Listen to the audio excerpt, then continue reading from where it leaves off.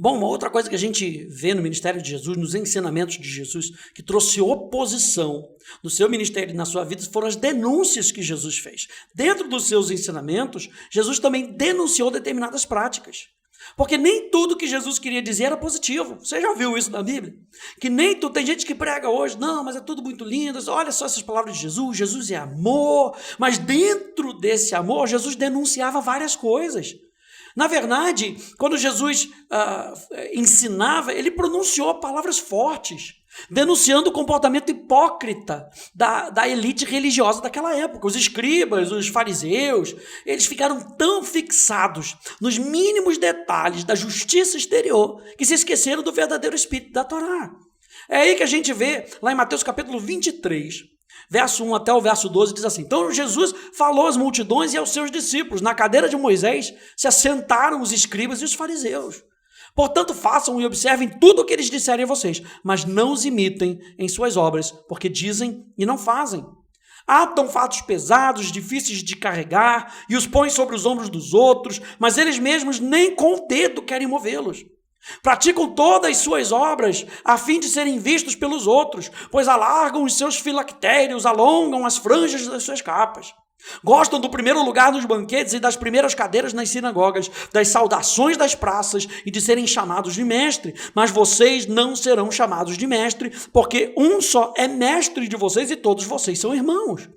Aqui na terra não chamem ninguém de pai, porque só um é o pai de vocês, aquele que está nos céus. Nem queiram ser chamados de guias, porque um só é o guia de vocês, o Cristo. Mas o maior entre vocês será o servo de vocês. Quem se exaltar será humilhado, e quem se humilhar será exaltado. Então, Jesus, o que ele faz? Ele abraça o pecador.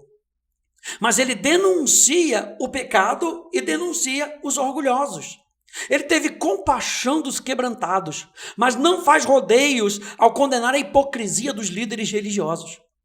Ele chama esses líderes religiosos de guias cegos, de cegos tolos, de cegos de cobras, de raça de víboras. E lá em Mateus capítulo 5, no verso 20, Jesus ainda diz: porque eu afirmo que se a justiça de vocês não excederem muito a dos escribas e fariseus, jamais entrarão no reino dos céus. Olha só esse relato aqui, na continuação do que Jesus estava dizendo, em Mateus capítulo 23, ele continua aqui, um texto longo, então não vai dormir aí não, hein? Verso 13, ai de vocês, olha só as denúncias de Jesus, você acha que isso não vai trazer oposição para ele?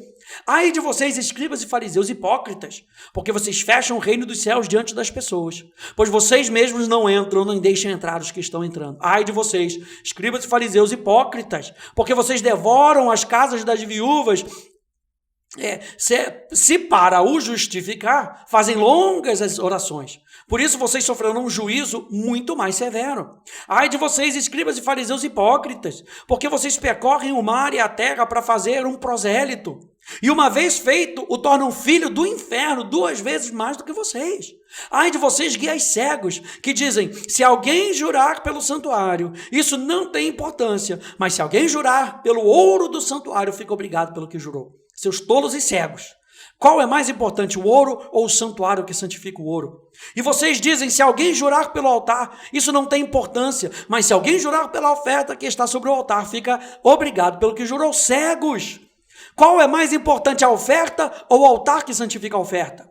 Portanto, quem jurar pelo altar, jura por ele e por tudo que está sobre ele. Quem jurar pelo santuário, jura por ele e por aquele que nele habita. E quem jurar pelo céu, jura pelo trono de Deus e por aquele que está sentado no trono. Ai de vocês, escribas e fariseus hipócritas, porque vocês dão o dízimo do hortelã, do endro, do cominho e desprezam os preceitos mais importantes da lei. Meu Deus, bem duro isso, hein? A justiça, a misericórdia e a fé.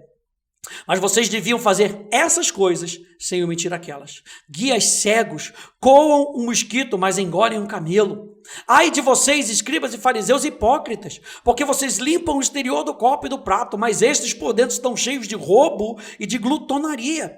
Fariseu cego, limpe primeiro o interior do copo, para que também o seu exterior fique limpo. Ai de vocês, escribas e fariseus hipócritas, porque vocês são semelhantes aos sepulcros pintados de branco, que por fora se mostram belos, mas interiormente estão cheios de ossos mortos e de toda podridão.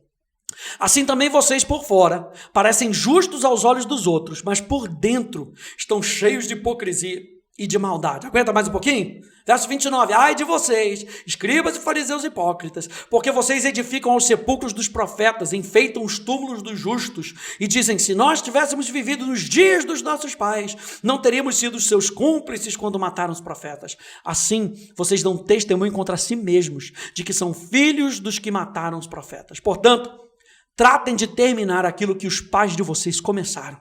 Serpentes, raça de víboras, como esperam escapar da condenação do inferno? Por isso, eis que eu lhes envio profetas, sábios e escribas.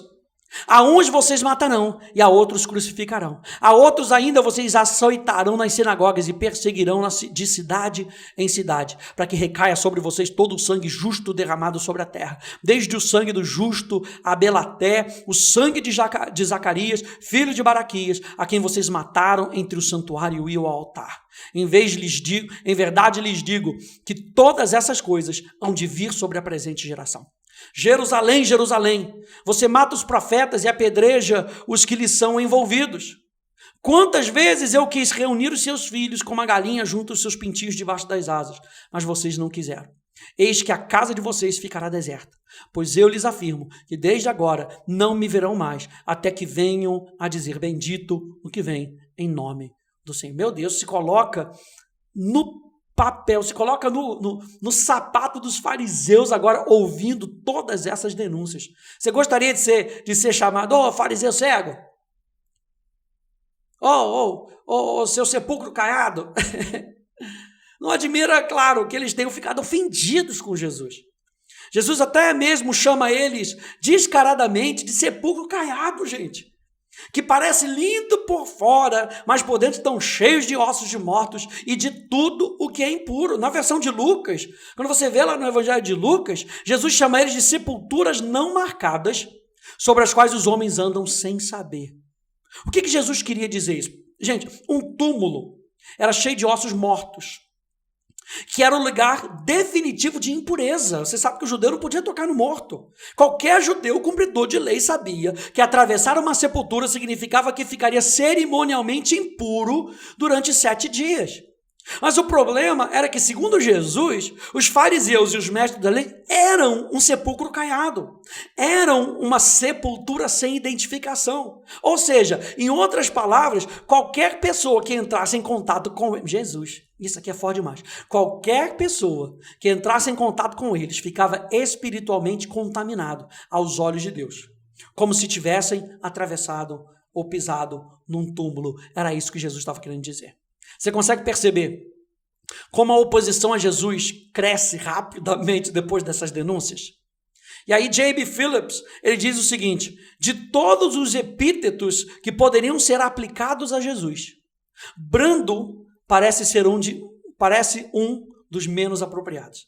Então, quando a gente olha para Jesus e a gente quer trazer um adjetivo para ele, Jesus era brando, talvez esse fosse um dos menos apropriados para Jesus. E aí a gente pega Mateus capítulo 28, verso 28 até o verso 44, acompanha comigo, não sai daí não, diz assim: o que vocês acham?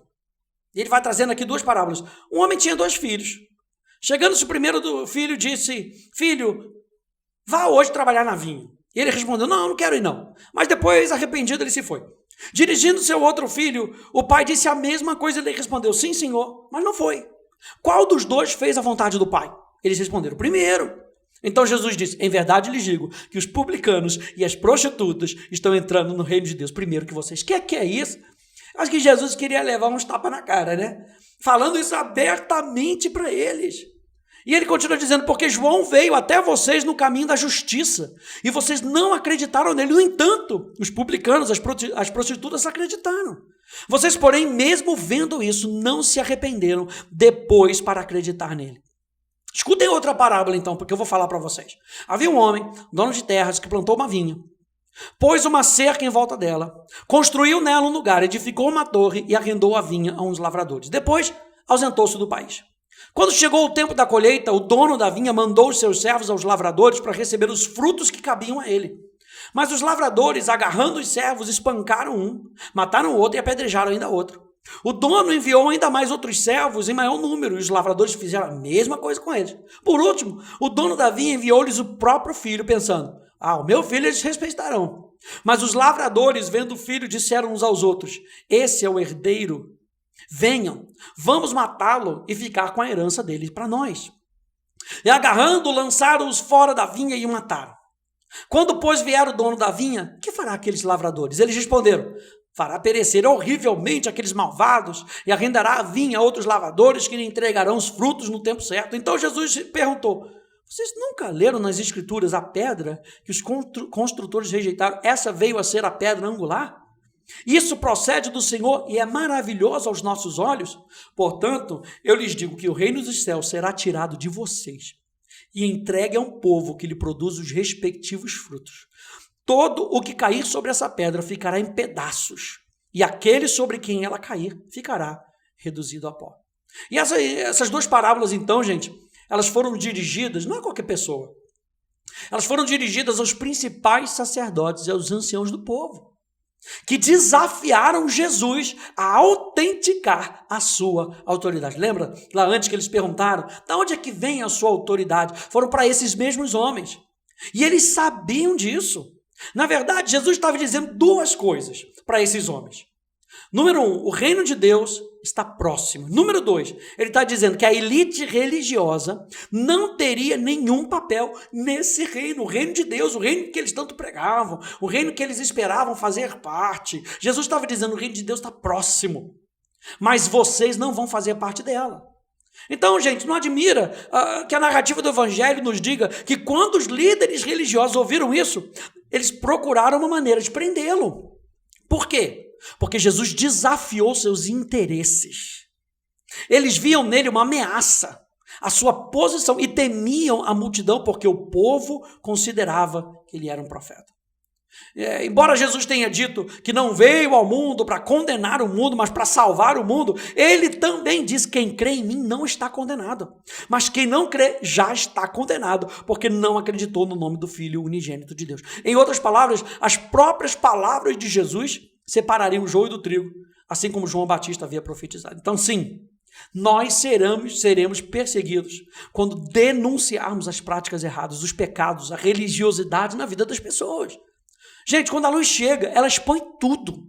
Ela expõe o que é bom e ela expõe o que é ruim. Nada fica de fora, e não se espante, porque essa luz é a luz do amor de Deus pelas pessoas. A luz que expõe é a luz do amor de Deus. Muitas vezes, eu e você vamos ser usados para confrontar pessoas nos seus erros. E isso deve ser feito por amor e não por vingança, nem para maltratar as pessoas. Jesus queria que as pessoas fossem salvas. E é por isso que ele denuncia, por exemplo, o erro do estilo de vida daquela mulher samaritana.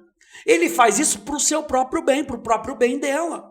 Mas, ao mesmo tempo, ele não media esforços para expor os fariseus, cujo estilo de vida atrapalhava as pessoas de se achegarem a Deus. E ele fazia isso não por odiar os fariseus, mas por amor às pessoas que entravam em contato com esses fariseus. Com que eu e você possamos ser a resposta para facilitar o amor de Deus, para facilitar a vida de Deus chegar até as pessoas. No próximo áudio, a gente termina essa parte dos ensinamentos de Jesus. Vamos falar sobre o Apocalipse de Jesus.